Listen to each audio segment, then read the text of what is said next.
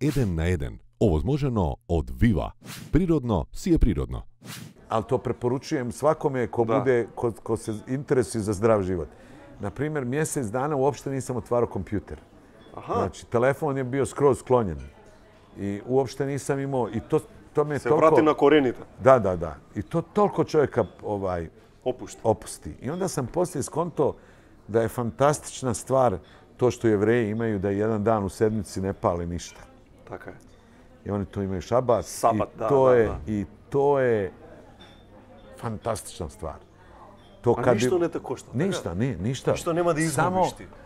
Moraš imati onu neku ringlu stalno uključenu u kojoj može da se kuva voda ako hoćeš čaj, kafu ili nešto. Dobro. Jer ništa ne smiješ da upališ, olovku ne smiješ da... Debe do toga? Da, ništa do te mjere. Ja znam kad smo svirali u Tel Avivu, da smo bili u hotelu u kome se poštovao šabat, koji ima recimo 45 ovih spratova i na svakom, pošto niko ne smije da pricne lift, lift sam ide, pa stane na prvom, pa stane na drugom, pa do tvog 45.